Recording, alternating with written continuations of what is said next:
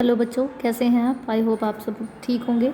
अभी तक हमने बेटा जो चैप्टर हमारा 5 है क्लास 10 का, उसकी एक वीडियो हम देख चुके हैं। अगर आपको मेरी वीडियोस पसंद आ रही है, मेरा पढ़ाया हुआ अगर आपको समझ आ रहा है, तो आप मेरे चैनल को सब्सक्राइब कर सकते हैं नीचे दिए हुए लिंक पर क्लिक करके। मेरे चैनल का नाम है बियॉन्ड इमेजिन पॉइंट। चलिए, तो आज की बात करेंगे। हम लोग बात कर रहे हैं बेटा तत्वों का आवर्त वर्गीकरण। जब हमने पहली वीडियो इसकी देखी थी, तो उसमें हमने बात की थी तत्वों के बारे में, मतलब एलिमेंट्स के बारे में बात की। फिर हमने बात की कि नीड फॉर पीरियोडिक क्लासिफिकेशन, मतलब वर्गीकरण की हमें आवश्यकता क्यों की। उसके बाद आवश्यकता के बाद किसने सबसे पहले हमें तत्वों के बारे में बताया था। हमने 3 साइंटिस्ट के बारे में पढ़ा, हमने डोबेराइनर के बारे में पढ़ा। डोबेराइनर के बाद हमने बात की थी, डोबेराइनर के ट्राइड के बाद हमने न्यूलैंड की बात की थी कि न्यूलैंड का अष्टक का सिद्धांत किया था। डोबेराइनर ने ट्राइड का नियम दिया था हमें, और न्यूलैंड ने हमें अष्टक का सिद्धांत दिया था। फिर हमने सारेगामापा जो उसकी म्यूज़िकल नोट्स के साथ उन्होंने उसकी तुलना की थी, उसकी बात की। फिर हमने न्यूलैंड्स की कुछ खामियां थी, कुछ सीमाएं थी, उनकी बात की। उसके बाद हम लोग लिमिटेशंस करने के बाद हमने बात की थी मेंडलीफ की। मेंडलीफ की जो आवर्त सारणी थी, हमने देखा था कि मेंडलीफ ने सबसे पहले, मेंडलीफ वो साइंटिस्ट थे जिन्होंने हमें पीरियोडिक टेबल के बारे में बताया था, जिन्होंने हमें कहा कि जितने भी एलिमेंट्स हैं, जितने भी तत्व हैं, उनको एक सारणी में रखने की आवश्यकता है।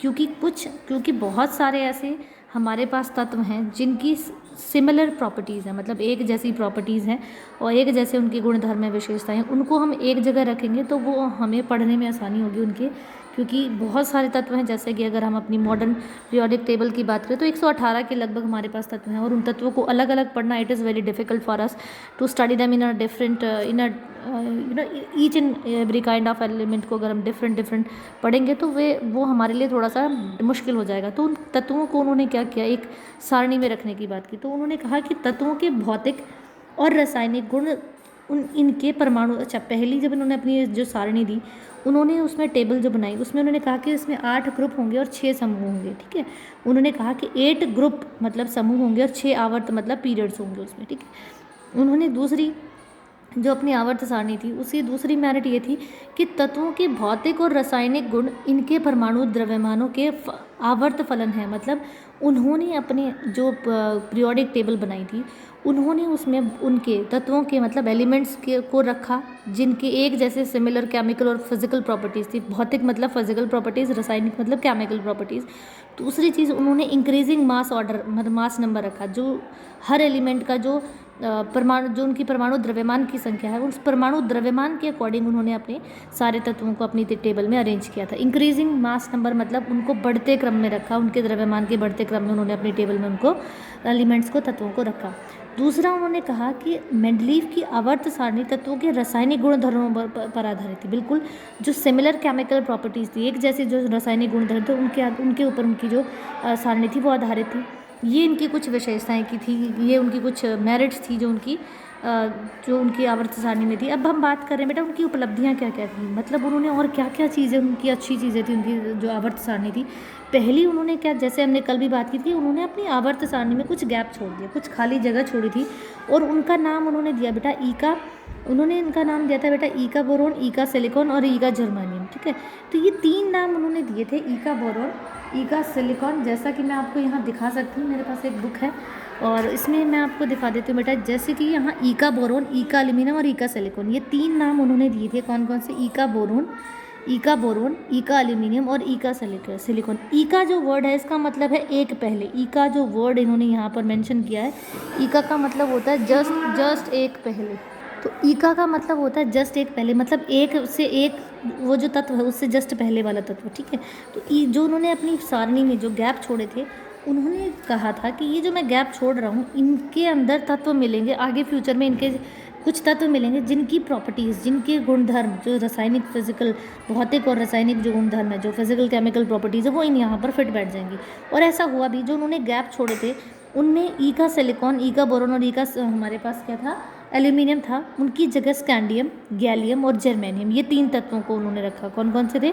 स्कैंडियम, गैलियम और germanium. Some gaps were left for the undiscovered elements like gallium, scandium और जर्मेनियम के लिए उन्होंने जगह छोड़ी थी, और वो बाद में हमें मिल भी गए। दूसरा, उनकी विशेषता ये थी मेंडलीफ की मेंडलीफ की जो एडवांटेज थी, मेरिट थी, ये थी कि समान गुणधर्म वाले तत्वों को एक स्थान मिल गया, बिल्कुल जो एक जैसे, जब उन्होंने पीरियोडिक टेबल अपनी अरेंज की तो एक जैसे गुणधर्म वाले जितने भी मतलब एक जैसी रासायनिक फिजिकल केमिकल प्रॉपर्टीज़ थी उनको उन्होंने एक ही आवर्त में और एक ही किसमें समूह में रखा। ठीक है, तीसरी जो थी बात बेटा, उन्होंने पिछली व्यवस्था को छेड़े बिना, जो पहली जो साइंटिस्टों ने अपने आधार दिए हुए थे, जो पहली उन्होंने अपनी चीज़ें बताई हुई थी, उनको बिना अलग करे उन्होंने एक सबसे इम्पॉर्टेंट बात की। उन्होंने बात की बेटा, जो अक्रियाशील गैसें थी, जैसे हमारे पास अक्रियाशील गैसें नोबल गैसेज होती हैं जो रिएक्ट नहीं करती, जो अनरिएक्टिव होती हैं, उनको इन्होंने अपनी टेबल में सबसे आखिर वाला स्थान दिया। और आज भी हमारी मॉडर्न पीरियोडिक टेबल की मैं बात करूँ तो वो सबसे आखिर में, जैसे जो उन्होंने बात की थी बेटा, वो हमारी आवर्त सारणी में उन्होंने इसकी बात की थी। कौन कौन सी हैं, जैसे आपके पास helium, neon, argon, krypton, xenon, radon और ये आपके पास ऑर्गेनिसॉन्स है।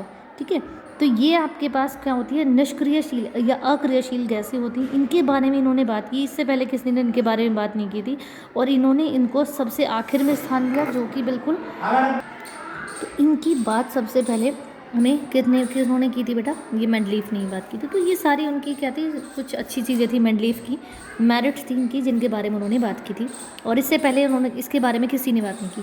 लेकिन फिर भी उनकी जो पीरियोडिक टेबल थी उसकी कुछ सीमाएं थी, कुछ लिमिटेशंस थी, जिसकी वजह से बाद में इनकी जो थ्योरीज थी उनको डिनाई करके हमने मॉडर्न पीरियोडिक टेबल की हम बात करेंगे आगे।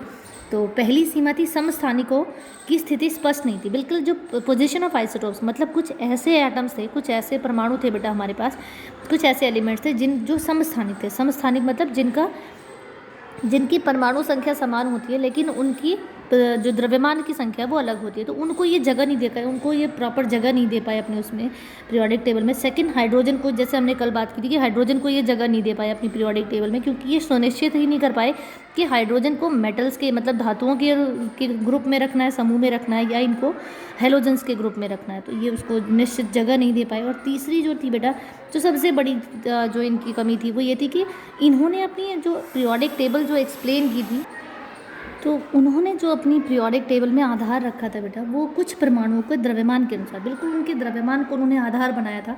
उनकी जो पूरी पीरियोडिक टेबल है वो उनके एलिमेंट्स के, तत्वों के परमाणु जो संख्या है, परमाणु संख्या नहीं, परमाणु द्रव्यमान के आधार पर थी। और इस परमाणु के द्रव्यमान के आधार की वजह से ही वो ये सारी प्रॉब्लम्स वो क्रिएट हो रही थी। तो आगे जब हम अभी बात करने वाले बेटा मॉडर्न पीरियोडिक टेबल की, मॉडर्न पीरियोडिक टेबल की अगर मैं बात करूँ, आधुनिक आवर्त सारणी, हमारी सबसे पहले जो आधुनिक आवर्त सारणी है उसके बारे में हमें बताया था बच्चे, किसने, हेनरी मोज़ले ने। किसने बताया था बेटा, हेनरी मोज़ले। उन्होंने मॉडर्न पीरियोडिक टेबल के बारे में बताया। उन्होंने जो चीज़ें बताई बेटा, सबसे इम्पॉर्टेंट बात जो उन्होंने अपनी आधुनिक आवर्त सारणी में कही, उन्होंने कहा कि ये गलत है कि हम अपने तत्वों को उनके द्रव्यमान के अकॉर्डिंग जो अरेंज कर रहे हैं, ये गलत है। हम उनके द्रव्यमान के अकॉर्डिंग नहीं, हम उनको उनकी परमाणु संख्या के आधार पर रखेंगे। और जैसे ही ये परमाणु संख्या का आधार बना, वैसे ही जितनी भी सारी प्रॉब्लम्स, जितनी भी चीज़ें क्रिएट हो रही थी, चाहे वो समस्थानिक के लिए प्रॉब्लम हो कि उनको कहाँ रखना चाहिए, चाहे उनके द्रव्यमान की संख्या जो थी वो एक आगे पीछे हो रही थी, कभी ज़्यादा कभी कम, उसके आधार को हर चीज़ को, हाइड्रोजन को जगह नहीं मिल पा रही थी, वो भी उन्होंने परमाणु संख्या से क्लियर हो गई। तो ये सबसे बड़ा चेंज जो था, जो मेंडलीफ की पीरियोडिक टेबल में किया गया, वो था परमाणु संख्या का आधार। उन्होंने अपनी पीरियोडिक टेबल को द्रव्यमान के आधार पर बनाया था, लेकिन हेनरी मोज़ले ने हमें सबसे पहले कहा कि क्या होना चाहिए, ये परमाणु संख्या के आधार पर होना चाहिए। और इसी बात को लेकर सारी की सारी चीज़ें जो थी वो क्लियर हो गई कि क्या क्या इनकी कमियां हैं और कैसे इनको दूर किया जाएगा। ठीक है, तो अब हम बात कर रहे हैं बेटा अपनी मॉडर्न पीरियोडिक टेबल के बारे में बात करेंगे। तो पहली बात, हेनरी मोज़ले ने 1913 में हमें क्या दिया था, मॉडर्न पीरियोडिक टेबल दी थी। और उसमें उन्होंने कहा कि जो हमारी मॉडर्न पीरियोडिक टेबल है उसमें 18 ग्रुप हैं। कितने हैं, 18 समूह हैं, 1 2 फिर 13, ये 2 3 4 ये हमें पढ़ने नहीं, ये ग्रुप्स ये हमें पढ़ने नहीं बेटा, हमें 1 2, तो ये हमारी मॉडर्न पीरियोडिक है जिसमें हमें 1 2 13 14 15 16 17 18, ये हमें 18 तक के जो जितने भी एलिमेंट्स हैं उनके बारे में पढ़ना है। तो यहाँ पर जो ये वर्टिकल लाइंस है, जो ऐसे सीधी खड़ी लाइंस है ऐसे, इनको कहते हैं ग्रुप्स, मतलब इनको कहेंगे बेटा समूह। क्या कहेंगे, ये क्या है, हमारे समूह हैं। और जैसे लेटी हुई लाइंस है ऐसे, अगर मैं इसमें से चलती चली जाऊँ ऐसे, ये जो लाइंस हैं इनको कहते हैं आवर्त मतलब पीरियड्स। ये क्या है, आवर्त मतलब पीरियड्स। तो इस तरीके से जो सीधी लाइनें हैं वो आपके ग्रुप मतलब समूह होते हैं, जो ऐसे लेटी हुई लाइनें वो आपकी आवर्त मतलब आपके क्या होते हैं बेटा, पीरियड्स होते हैं। तो ये हमारी पूरी मॉडर्न पीरियोडिक टेबल है जिसके बारे में हमें अभी पढ़ना है। और इसमें हमारे पास कितने ग्रुप हैं बच्चे, हमारे पास 18 समूह हैं। कितने समूह हैं, 18 समूह हैं। और आवर्त कितने हैं, 7 आवर्त है। इन्हीं के बारे में पढ़ना है। जैसे जैसे आप आएंगे बेटा इनके अलग अलग प्रॉपर्टीज़ और फिजिकल केमिकल प्रॉपर्टीज़ जितनी भी हमारी अभी तक सारी एनोमलीज थी वो दूर हो जाएंगी। जैसे अगर मैं बात करूँ, हमारे पास जो मॉडर्न पीरियोडिक टेबल है उसमें सबसे ऊपर हाइड्रोजन है। क्या है बच्चे, हाइड्रोजन, जिसकी परमाणु संख्या हमारे पास कितनी है बच्चे, परमाणु संख्या है 1। ठीक है, अब 1 है। तो इसके बाद जो हेनरी मोज़ले थे उनके बाद नाम आता है नील बोहर का। नील बोहर का बहुत बड़ा जो योगदान है वो रहा है इसमें मॉडर्न पीरियोडिक टेबल में, क्योंकि जो परमाणु संख्या थी उन्होंने हमें परमाणु संख्या से ने बताया कि परमाणु संख्या से आप कितनी सारी चीज़ें कर सकते हैं। परमाणु संख्या से आप इलेक्ट्रॉन्स का पता लगा सकते हैं, प्रोटॉन्स कितने हैं और इलेक्ट्रॉन्स कितने हैं। और जैसे ही आपको इलेक्ट्रॉन्स की संख्या पता चल जाएगी, आप इलेक्ट्रॉनिक कॉन्फ़िगरेशन मतलब इलेक्ट्रॉनिक विन्यास आप किसी भी एलिमेंट का या तत्व का कर सकते हैं। जैसे यहाँ पर उन्होंने कहा कि 1 नंबर है जो, तो आप इस 1 नंबर का मतलब है इसके पास, किसके पास, हाइड्रोजन के पास 1 इलेक्ट्रॉन और 1 क्या है, प्रोटॉन है। ठीक है, 1 इलेक्ट्रॉन और 1 प्रोटॉन है। उन्होंने कहा ठीक है, आप इसके पास 1 इलेक्ट्रॉन है तो इसका आप इलेक्ट्रॉनिक विन्यास करते हैं। इलेक्ट्रॉनिक विन्यास के लिए उन्होंने कहा बेटा कि हर एक जो एलिमेंट है उसके पास कुछ कक्ष होते हैं और उन कक्षों के उन्होंने नाम दिए K, L और M। क्या नाम दिए बच्चे उनके, K, L, M और N। उन्होंने कहा कि ये जो K, L, M और N इनके पास कक्ष होते हैं, इनकी अपनी खुद की कैपेसिटी होती है कि ये कितने इलेक्ट्रॉन्स को अपने अंदर भर सकते हैं। जितने इनकी कैपेसिटी उतने इलेक्ट्रॉन्स भर के बाकी जो बचे हुए नेक्स्ट को दे देते हैं। ठीक है, इस तरीके से चलते चले जाते हैं। जैसे कि उन्होंने कहा कि हर कक्ष अपने अंदर 2n², कितने, 2n² इलेक्ट्रॉन्स को अपने अंदर भर सकता है। पहले जैसे K मतलब पहला कक्ष मतलब n की वैल्यू हो जाएगी 1, n की वैल्यू 1, तो हम यहाँ रखेंगे तो ये 2 × 1 का स्क्वायर मतलब 2 × 1 2 इलेक्ट्रॉन। तो K अपने अंदर कितने इलेक्ट्रॉन्स भर सकता है बेटा, 2 इलेक्ट्रॉन्स भर सकता है। अगर मैं L की बात करूँ, L मतलब दूसरा कक्ष मतलब n की संख्या हो जाएगी 2। जब n की संख्या 2 हो जाती है तो यहाँ पे हम 2n की जगह 2 रखेंगे। ठीक है, और जब आप ये रखेंगे तो 2 × 4 दैट इज़ 8 इलेक्ट्रॉन्स। तो ये अपने अंदर 8 इलेक्ट्रॉन्स भर सकता है, ये 2 भर सकता है, ये 8 भर सकता है। अगर मैं m की बात करूँ तो m का नंबर है 3 मतलब n की संख्या 3 हो गई। जब n की संख्या 3 हो गई तो 2 × 3 का स्क्वायर मतलब 2 × 9 दैट इज़ 18 इलेक्ट्रॉन्स, ये अपने अंदर 18 भर सकता है। n की बात करें तो n की संख्या मतलब 4, तो n बराबर 4 हो गया। चौथा कक्ष हमारा तो 2 × 4 का स्क्वायर हो जाएगा, तो 2 × 16 दैट इज़ 32 इलेक्ट्रॉन अपने अंदर भर सकता है। लेकिन देखो 2, 8, 18, 32 ये तो हो गए, लेकिन हर कक्ष मैक्सिमम अपने अंदर कितने भर सकता है, 8। ये तो कुल उनके इलेक्ट्रॉन्स की संख्या है। हर जो यहाँ से K अपने अंदर 2 भरेगा, बाकी सब ये अपने अंदर कितने भरेंगे बेटा, 8 इलेक्ट्रॉन्स भरेंगे। जैसे ही इनके 8 कंप्लीट होंगे ये बाकी किसको दे देंगे, दूसरे को दे देंगे। जैसे मैं पहले बात करूँ हाइड्रोजन की संख्या 1 है तो ये 1 इलेक्ट्रॉन।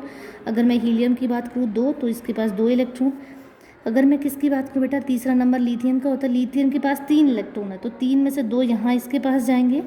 ठीक है, तो यहाँ K में चले जाएंगे और 1 कहाँ जाएगा, L में चला जाएगा। ऐसे ही अगर मैं हीलियम की बात करूँ, हीलियम का नंबर 4 मतलब 4 इलेक्ट्रॉन्स हैं, 2 यहाँ पे और 2 यहाँ पे। ये इनका क्या होता है बच्चे, ये इनका इलेक्ट्रॉनिक विन्यास होता है। जैसे बोरोन के पास 5 है तो 2 और 3 हो जाएगा। अगर मैं कार्बन की बात करूँ 6 तो 2 और 4 हो जाएगा। अगर मैं नाइट्रोजन की बात करूँ 7 तो 2 और 5 हो जाएंगे। फिर हम बात करें नाइट्रोजन के बाद ऑक्सीजन, फ्लोरीन और नियॉन, ये 8, ये 9, ये 10। तो ऑक्सीजन 8 होते हैं तो 2 और 6 हो जाएगा, यहाँ से 2, 7 और 2 और 8। जैसे ये 8 कंप्लीट हो जाएंगे, अगर मैं बात करूँ सोडियम, मैग्नीशियम, एल्यूमिनियम, सिलिकॉन, कुछ की बात करेंगे, सोडियम 11, ये 12, 13 और 14। ठीक है, तो 11 नंबर है मतलब 2, 8 और जैसे 8, 8, 2, 10 हो गए, फिर भी 1 बच गया तो वो नेक्स्ट हो जाएगा। तो 8, 2, 8, 3, 2, 8, 4। इस तरीके से आप किसी का भी इलेक्ट्रॉनिक विन्यास लिख सकते हैं। ठीक है बेटा, तो लेकिन इस इलेक्ट्रॉनिक विन्यास से बहुत सारी चीज़ें क्लियर हुई कि कैसे इलेक्ट्रॉन्स अपनी जगह पाएंगे, कैसे कक्षों में इलेक्ट्रॉन्स भरे जाएंगे, और इन चीज़ों से बहुत सारी प्रॉपर्टीज़ थी जो डिफ़ाइन हुई, जिनकी वजह से बहुत सारी जो एनोमलीज़ थी, जो बहुत सारी कमियां थी हमारी मेंडलीव की पीरियोडिक टेबल में, वो सॉल्व हो गई। तो इस प्रकार से जैसे ही आप ये इलेक्ट्रॉनिक विन्यास लिखते हैं, हमारे पास कुछ प्रॉपर्टीज़ आएंगी जिनको आप लिख सकते हैं। जैसे हमारे पास हमें पढ़नी है बेटा, एटॉमिक साइज़ पढ़ना है कि एटम का साइज़ क्या होता है, वैलेंसी मतलब उसकी वैलेंसी मतलब उसकी संयोजकता कितनी होती है, मेटालिक कैरेक्टर के वो पॉजिटिव होगा या वो नेगेटिव होगा, नॉन मेटालिक होगा या कैसा होगा, ये सारी 4 प्रॉपर्टीज़ हमें पढ़नी है। चारों की चारों हमारी इसी के आधार पर है। जैसे अगर मैं एटॉमिक साइज़ की बात करूँ बेटा, तो इन्हीं के आधार पर आप उनका जो एटम का साइज़ है, मतलब परमाणु की जो साइज़ है, उसको आप डिफ़ाइन कर सकते हैं। आई होप आपको समझ आया होगा बेटा। आज के लिए इतना ही, बाकी हम नेक्स्ट वीडियो में करेंगे। तो अगर आपको मेरी वीडियोस पसंद आ रही हैं, आपको मेरा समझाया हुआ समझ आ रहा है, तो आप मेरे चैनल को सब्सक्राइब कर सकते हैं नीचे दिए हुए लिंक पर क्लिक करके। Thank you.